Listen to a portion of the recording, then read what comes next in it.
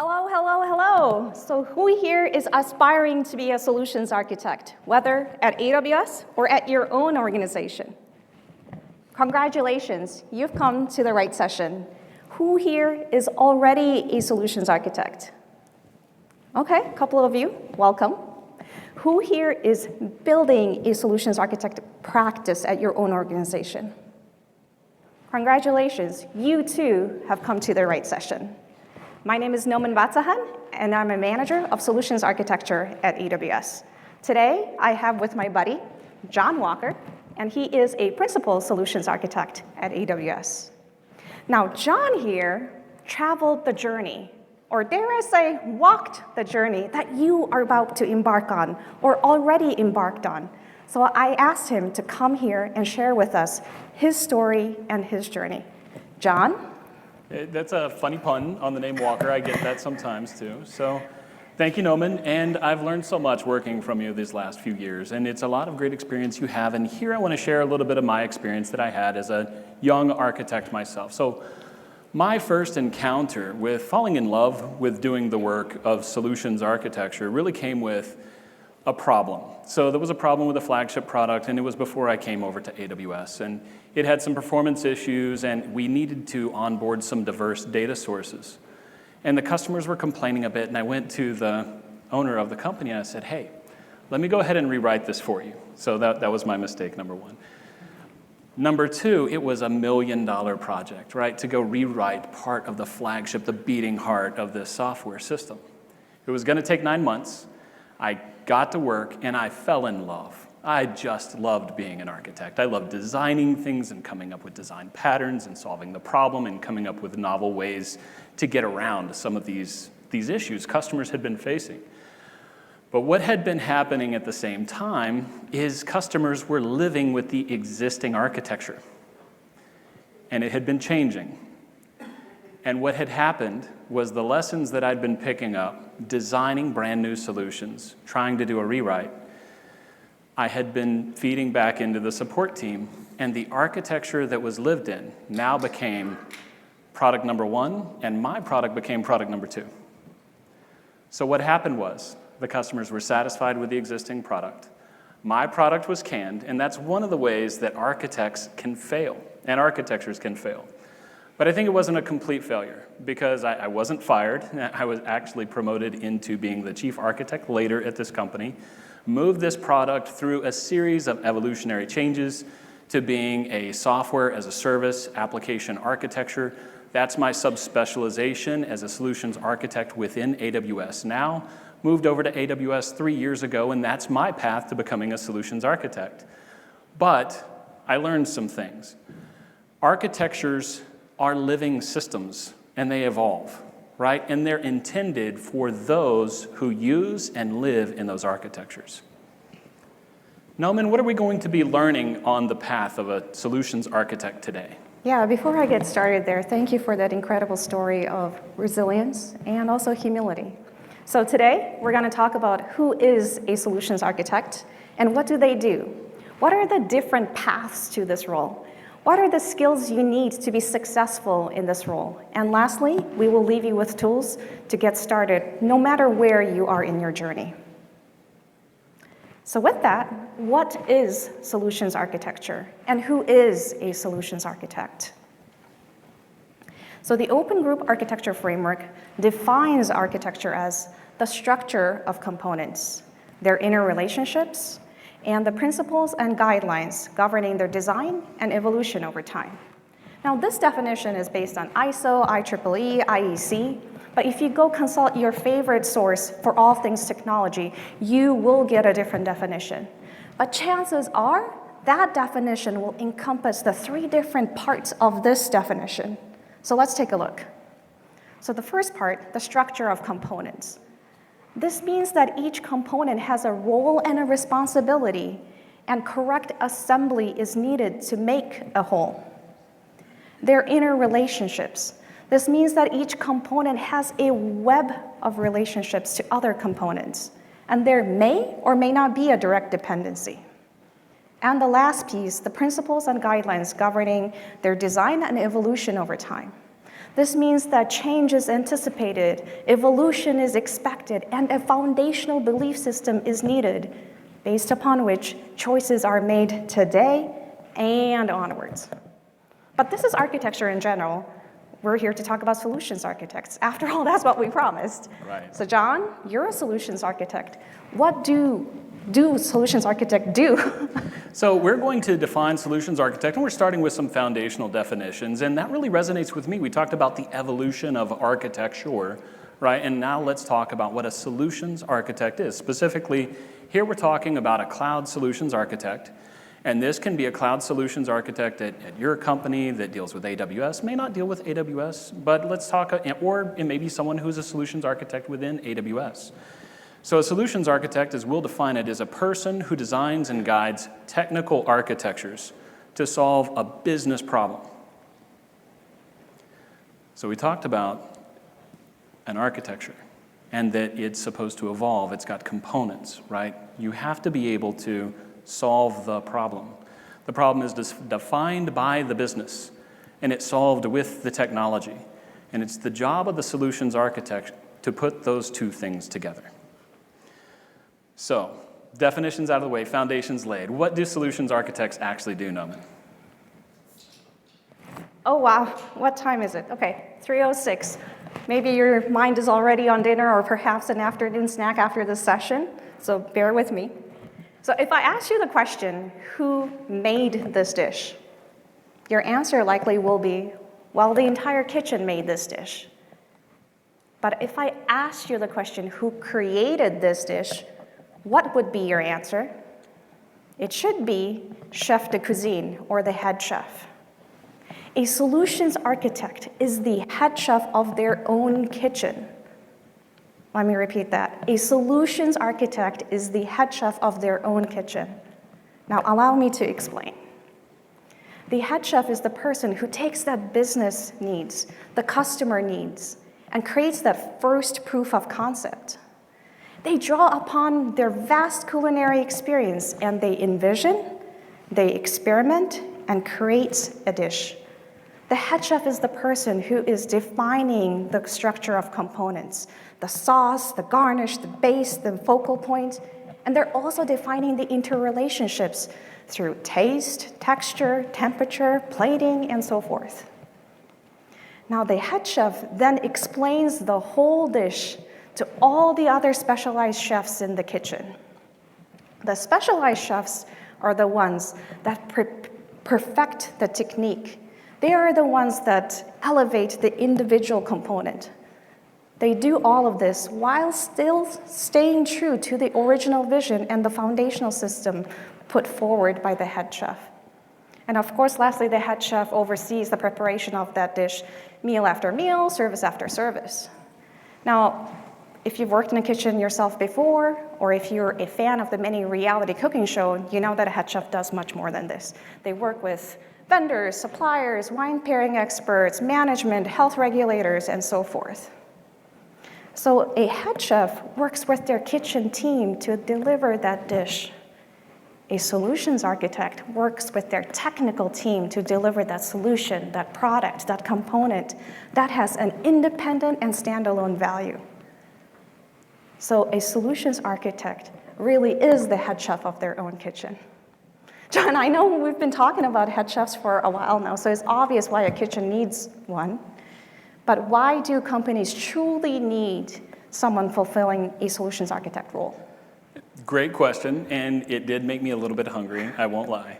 So having a solutions architect is really there to be able to build and deploy faster. So an architect needs to think through which pieces of the architecture are going to cause the deployment of systems to slow down. So if you look at some of the statistics around what happens whenever you release to production faster and faster, the quality of the system actually goes up, right?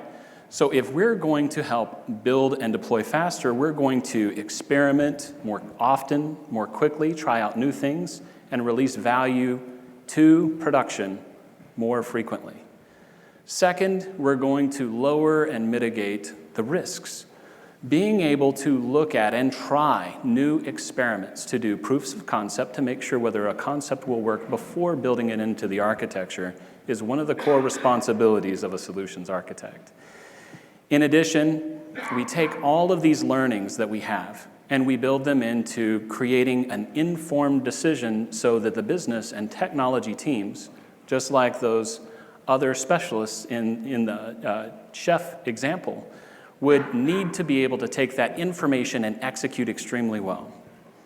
And last, we need to learn and to teach the best practices. Here at AWS, we have architecture best practices based on the AWS well-architected framework. We have 6 pillars of the well-architected framework. We have a white paper, and we also have a tool that you can use to go assess your architectures against the best practices that AWS has found out dealing with thousands and tens of thousands of our own customers. But talking about a solutions architect and who we have to communicate with, Noman, how does that communication actually occur? Sure. All right. So data architects, network architects, security architects, that's you up on the screen. Software engineers and developers, I saw you with your editors up already.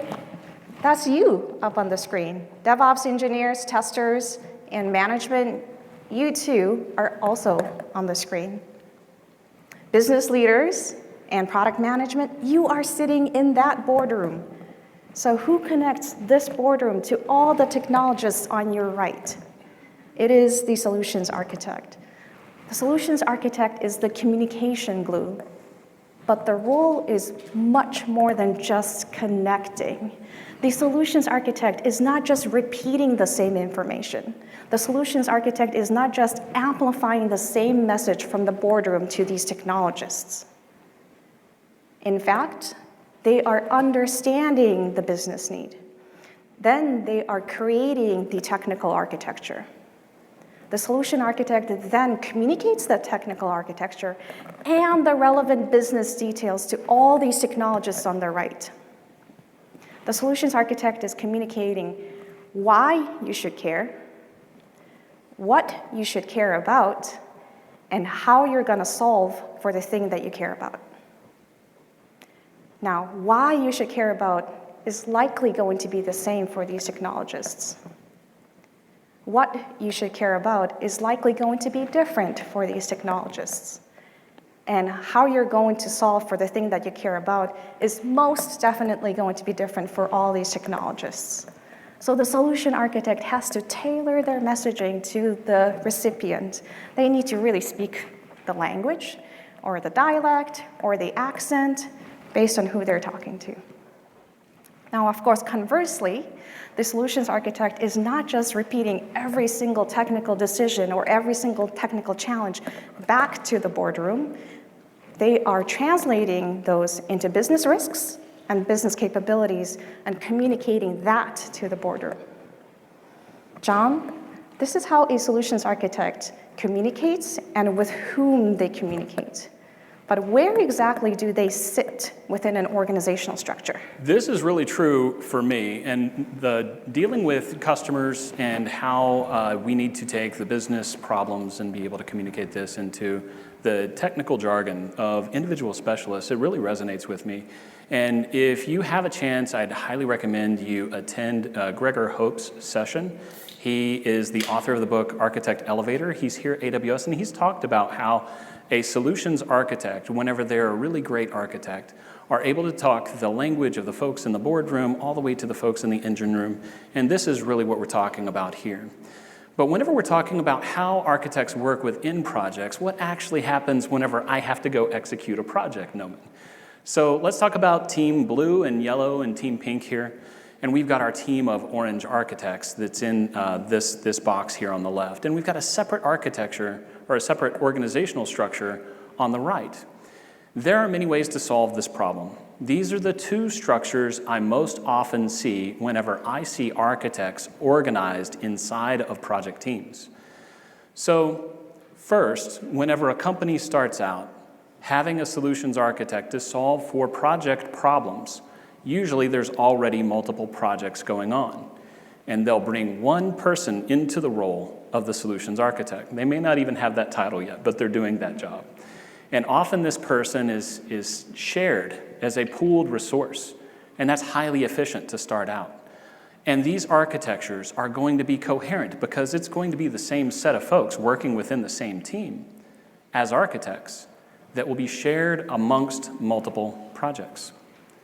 This is pretty efficient until it isn't, because you end up context switching the more and more projects you add. The problems of scale begin to add up. And as you have about 60 to 80% of your time being spent as an architect on one of these teams, it may be time to start thinking about a different organizational structure to put your architect into. And another one of the drawbacks that we sometimes see is if you're an architect that is in a single architecture group, you may suffer the anti-pattern of being an ivory tower architect. Who here has heard of the term ivory tower architect before? Nobody wants to be the ivory tower architect. So I'll tell you the antidote to the ivory tower architect. What you do as the architect is you must live with the consequences of the decisions you make. Therefore, the architect needs to be involved with some aspect of the delivery of that project, whether it's a proof of concept building a minimum viable service, whether it's creating a new design pattern in a library. They should have to dive deep and really get into some of the details in order to live with the consequences of their decisions. But this isn't the only way. Noman, tell us a little bit about the organizational structure on the right. Yeah, so the organizational structure on the right is usually, and I use that word usually, the answer to scale. You see that in this model, the solutions architect is directly embedded into the delivery-focused teams. These teams are laser-focused on delivering that product or that component that has standalone and independent value. Typically, in this model, we see cohesive architectures, so movement to microservices, strong interfaces, API-driven interfaces, and so forth.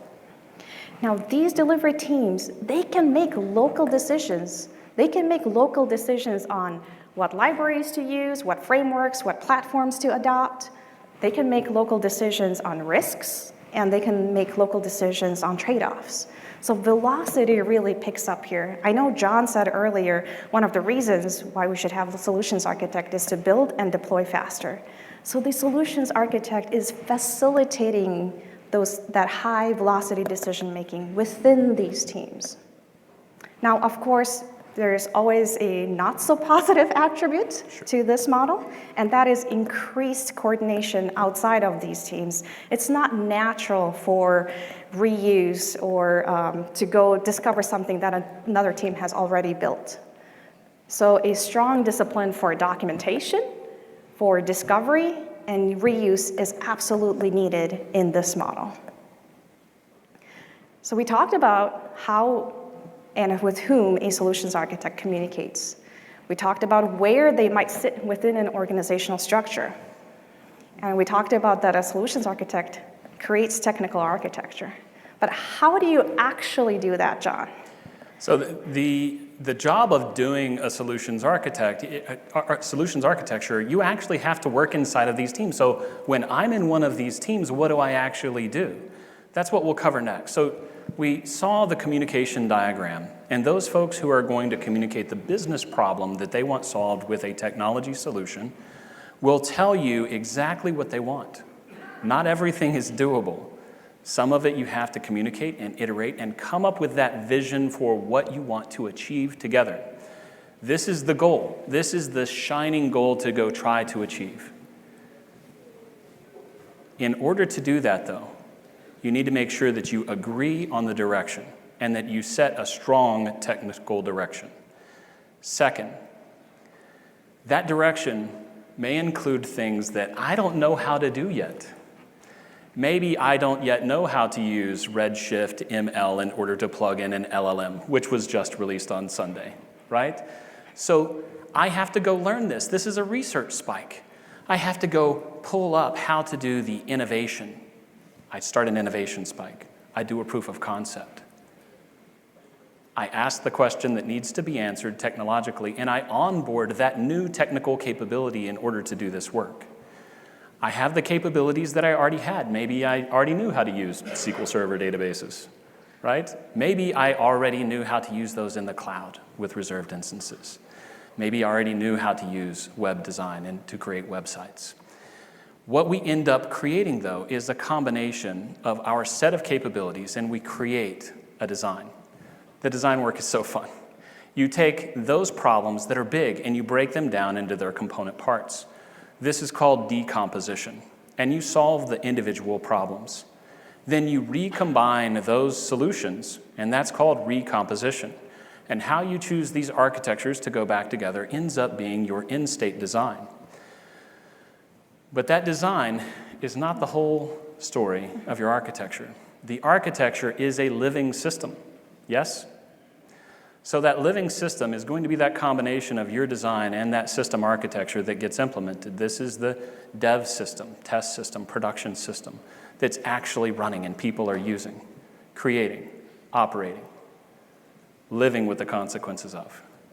And by the way, this is a great opportunity for the architect to get in there, create something, and build along with the team inside of that project.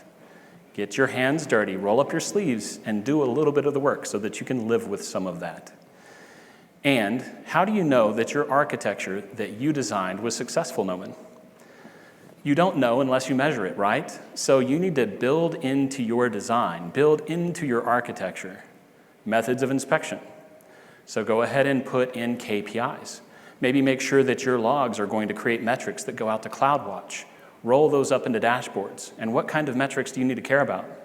You need to care about the things that you're trying to solve for with the business problems. So build out a dashboard that shows the KPIs, the key performance indicators, of what business problem is trying to be solved. Sew it all together. You will have created a wonderful design that people are actually going to see whether you're getting the business value out of the system that you created. And you get to live with a little bit of the consequences of your decisions, and people begin to create, and you close this loop as a continuous cycle. So after inspecting the system by measurement, we've done our job. So we've talked about the definitions of a solutions architect, laid the foundation. We talked about how that's a little like being a head chef of your own kitchen. We talked about methods of communication, and we talked about organizational structures, and now how that job is actually done inside of the project. Now I want to move on to the core theme, which is the path to becoming a solution architect. And as we talk about the paths to becoming a solution architect, we're going to cover 4 main ones. But these are not all. As many architects as there are that I've met at our customers, that I've met at AWS and other places, there are that many stories and that many paths to becoming a solution architect. So we're just going to cover 4 archetypes. Noman, why don't you kick us off? Yeah, so every aspiring solutions architect, as we go through this 4 types, ask yourself the question, am I this persona, or am I a little bit of each of these personas? I know there's executives and leaders out here who's building a solutions architecture practice. Ask yourself the question, what kind of solutions architects are we going to bring into our organization? So the first persona is the inventor SA. An inventor SA, let's talk about the origin story of an inventor SA. So these may be folks who get their start tinkering, right, in a garage, like our own AWS origins, being able to get into research, right, laboratory work. This is someone that is going to start up in their career, perhaps in startups or incubators or at universities. And then this is where they first encounter, like I first encountered my approach with architecture, their responsibilities to grow into doing architecture work. So they'll tinker, they'll get into the lab, and that's going to give them great energy. But the superpower of an inventor solution architect is that they're actually pushing the envelope and creating the things that do not exist yet. You'll hear about a lot of those today at reInvent. Noman, how do we recognize these inventor SAs when we see them in the wild? Yeah, so the inventor SA, they have this tremendous curiosity, and they have an idea, whether it's a pie in the sky idea or a simple idea, or anything in between. And they have this desire for this idea to be born from their mind into this world as something real and as something tangible. The best place to see some of the inventions that came from the minds of these inventor essays through the work of their hands is at the Builder Fair. So everyone in this room, this is a full house. I need you all to go check out the Builder Fair at the Expo Hall at the Venetian. That's the inventor essay. So the next essay type is the entrepreneur essay. So these folks started out their career perhaps as a business subject matter expert, perhaps they have a business degree, as a subject matter expert or as a business development expert, they get into greater and greater detail to get the subject right. These folks draw their energy from dreaming about the impossible scale of what the solution can do. Entrepreneur essays, they communicate with conviction. They communicate with vigor. These are the folks that make others see the vision. So the best example of an entrepreneur essay is infrastructure as a service. That was a concept in early 2000, and it became the solution of AWS. That is the core mindset of an entrepreneur essay. Anything else, John? Yeah, so entrepreneur essays, I love running into these entrepreneur essays in the wild. And for me, I deal with small and medium business customers as a solutions architect. And I'll meet these folks, and they're usually owner-founder types, or they're people who've come up with a wonderful idea. And to them, it's something that is stuck in their mind's eye and must be created. They can't really rest until it comes to fruit.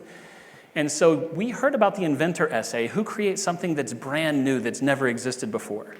That entrepreneur essay will take that and make sure that it's in everyone's pocket. And they're not going to stop until they get there. So the entrepreneur essay really has to solve those problems of greater and greater detail and scalability, and how is it actually practical to take that invention and to get it out to the masses. And so I want to see a show of hands. Who knows one of these entrepreneur essays in their life right now? So I see a couple back here. So Noman, what are some things that we're looking at in the path of a composer essay? I'd say the first things, so number 3 for our composer essay, is that they have the background, the origin story of getting in with computing or engineering. They start their career sometimes as a developer or an engineer type. And as the session was starting, I talked with a few folks here in the crowd, and some of you are in this kind of a mode already. You're in the developer engineer type, and you're thinking about what happens next in your career. I want to assure you you're in the right place to figure this out. So as you get into solving some of those architecture puzzles, this is what gives the composer essay energy, right? Getting into a puzzle, laying it out, and figuring out where every single piece will go. And what superpower these folks bring is taking an idea and making it repeatable, taking a design and deriving a pattern, creating a library or API that everyone can use, making something that's going to be repeatable and scalable and usable by everyone. So Noman, these composer essays, what is it that you often hear them asking? From the composer essays, they usually ask the question, how does it work? And then they ask the question, yeah, but how does that work? These are the folks that look underneath the hood as to see how the system was put together and why it works that way. For composer essays, for many of you in this room, the entire world is made out of beautiful patterns for you to discover, unfold, repackage, and reuse. So AWS, on the AWS Solutions Library, there's over 1,300 solutions already published there. Some of these composer essays are the authors to those solutions. So go check it out, AWS Solutions Library. All right, so the last persona is the advocate essay. So an advocate essay, they start their origin, or their origin is in information systems. Perhaps they have a foundation in humanities or liberal arts. Their entry point is customer-facing roles, so sales, marketing, QA, and they get to hear from the customers what the customer needed in the first place to get their job done, and what was the friction in the first place. An advocate SA, they get their energy from thinking about elegant systems and elegant solutions where the customer is at the center of that architecture, of that solution. The superpower of these advocate essays is they have an extremely high bar, and they will not stop until there is an elegant solution, a simple solution that is easy to use for the customer. So the composer essays, you'll bump into these folks and they will ask, how would the user want that to work? John, I think you meant the advocate essay. Advocate essay. Advocate essays, thank you very much, Noman. Okay. So the advocate essay will ask, why doesn't it work that way yet, right? So they'll ask, how would the user like it to work and why doesn't it work that way yet? And so I find advocate essays working to bridge that design gap between that business problem and the technical solution. And I'll say that a lot of essays come from this origin story and really do try to build perfection out of the designs that need to be used, need to be lived in. And so here you can take a look at some of our AWS customer success stories that we have out on our website and really dig into how the customer was served by the architecture and what some of those success stories look like, and maybe you'll recognize the profile of that advocate SA. So we've talked about our 4 different paths. These are just archetypes, and we want to ask a question now. Who here sees themselves in one of these paths, one of these types? Good, good. I see a lot of hands going up. All right, so now you know what to look for, and even though you have different reasons for taking this path towards solution architecture, you have the same destination, the same role, the same job to perform. What we want to get into next is some of the skills and tools that you can use, you can take away from re:Invent today in order to fill out that job, that role of becoming a solutions architect. So the first thing we want to go to, first of 3, is the tech skills. Then we'll go to business skills, and then some soft skills, okay? Tech skills, learn, build, and teach. Foundational. What you need to do as a solutions architect is to learn how to learn. Teach yourself first. Whether it's through blog posts, it's going to see talks at conferences. Thank you. You're in the right place. You are doing a good job of learning. Whether it's watching videos, listening to podcasts, reading, actually getting hands-on doing workshops and labs yourself. Do yourself a favor, teach yourself first, and prioritize your time to make sure that you get to learn. Because much like the practice of being a doctor or being a lawyer, you don't get better by doing the job in the moment. You get better by teaching yourself how to do this job before you even have to be faced with the problem to solve. And a lot of that work is teaching yourself. Next, though, second, build. We don't want to become that ivory tower architect, so roll up your sleeves, go out and get into some workshops, get into some proofs of concept or POCs. Go out and create a minimum viable product, MVP, a minimum viable service, MVS. Go build. There is so much delightful complexity that exists beneath each layer of the things that you are creating, that you're designing, that you're asking other people to go do. Much like the metaphor of the head chef, you need to taste the dish before you serve it to people, before you ask others to go create it, and before you try to scale that up. Next is to teach. Teaching, Noman, I guess we're doing that right now, right, up on the stage teaching, but you don't have to go talk to a crowd of 100 or hundreds of people. You can teach through individual things that you take and maybe make a design on a whiteboard. Don't do it alone. You have to co-design together, co-teach together, right? Write a blog post. build a proof of concept or a sample. Make sure that you share your knowledge. You're not going to be able to, metaphorically, plate every single plate of food. You need an entire team working with you, and you have to teach that team what your concept is for your architecture vision that you wish to achieve. And make sure that you can get it inside of the heads of other folks who are actually going to execute in order to bring that vision to fruit, right? Learn, build, and teach. Next, business skills. All right, so solutions architects, you absolutely need to have business skills. You are, in fact, the executive persona. So number one, the head chef needs to know how their business makes money. The head chef needs to know who's their target clientele, what's on the menu, what's not on the menu, how does seasonality come into revenue generation. Very similarly, a solutions architect needs to know how their business makes money. As a solutions architect, you need to know who is your customer, what is your product, how does the customer consume your product, what are the constraints in your business and outside of your business, what are the laws and regulations governing your product and your industry. These are all the things that you need to know as a solutions architect to deliver that technical architecture. A head chef is keenly aware of the organizational structure of the kitchen, of the wait staff, of the management. Similarly, the solutions architect needs to know the organizational structure of your own organizations. John mentioned earlier, one of the key reasons to have solutions architects is to increase velocity.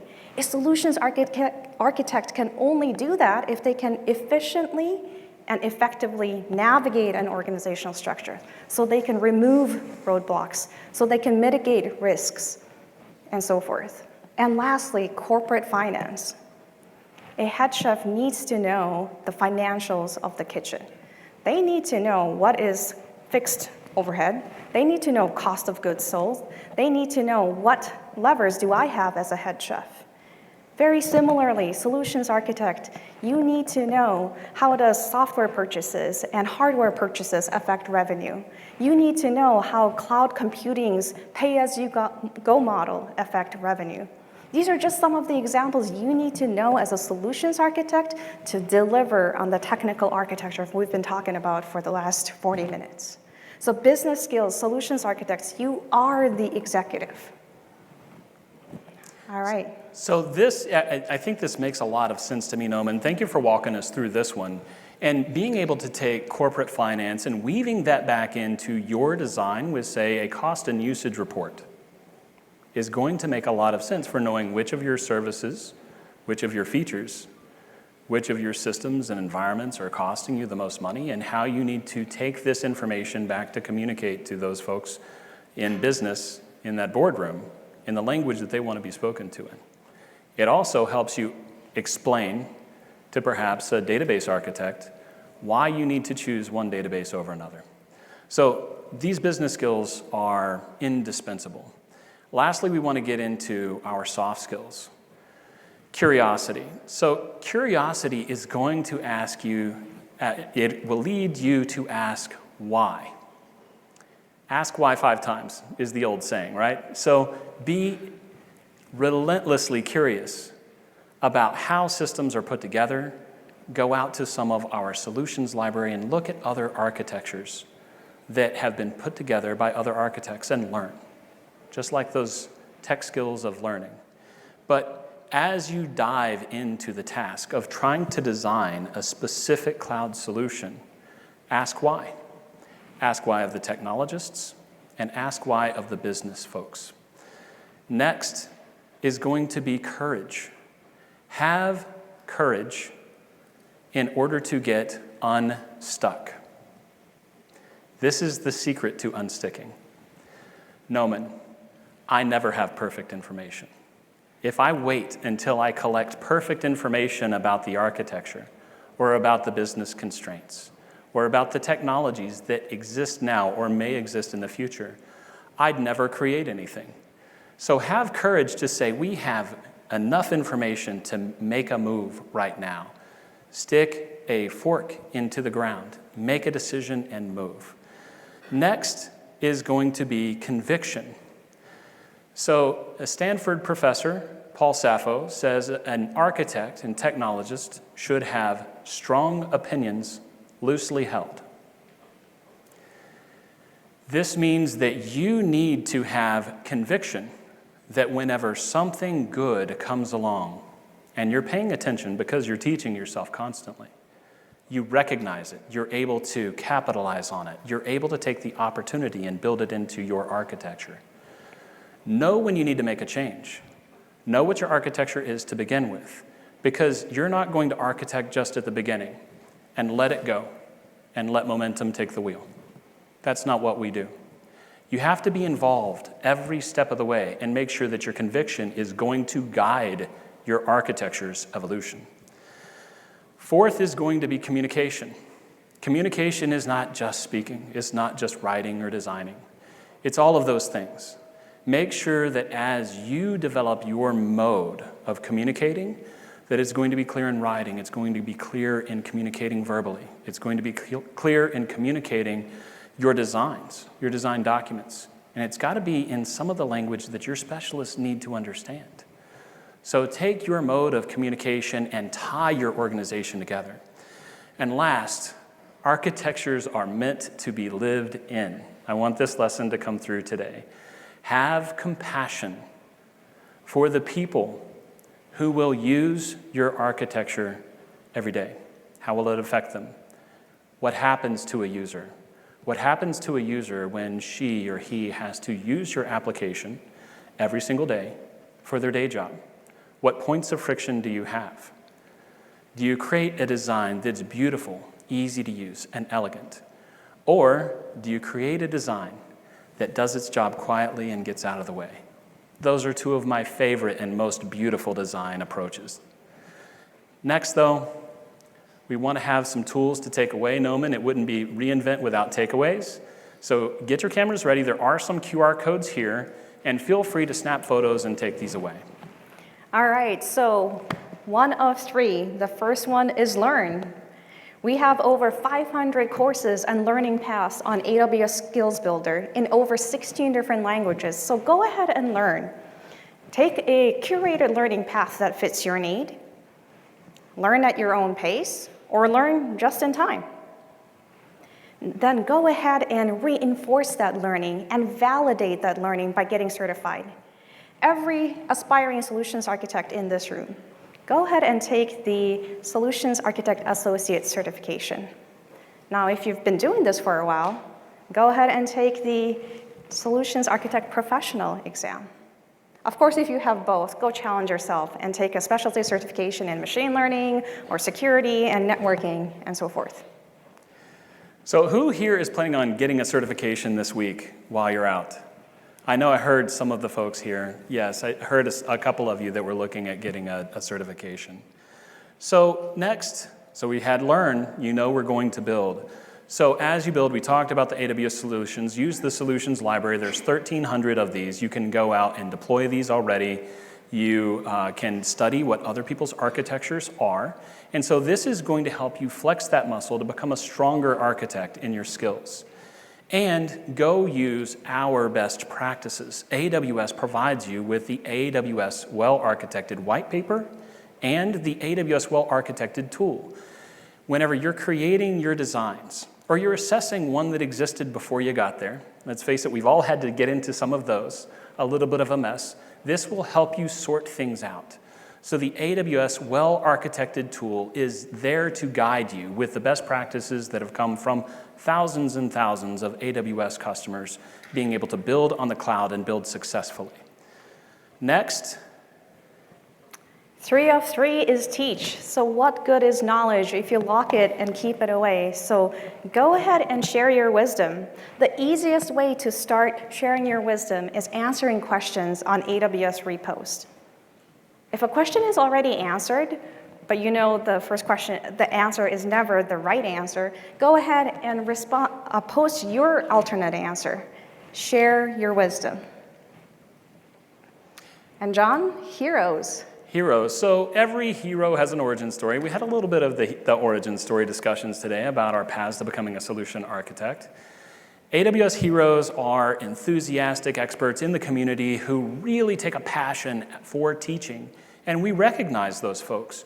You too can become an AWS hero. But regardless of what happens, you have learned what it takes to become a hero yourself. Perhaps this is your origin story. So I want to encourage each and every one of you to take a little bit of the lessons that you've learned here today and go on and become the solutions architect that you want to be, or to build this role out within your organization using these tools, using these skills, and using some of the structures and communications that you've learned about today. And I want to encourage every single one of you, please, it means so much to me, if you could fill out that survey in the mobile application, it would mean the world to me. I want to thank you very much for the time that you've spent with myself and with Noman here. And Noman, any parting words? Thank you, everyone, for coming and being inspired at AWS at reInvent. John and I will be hanging right over there if you want to come and chat with us. Thank you, everyone.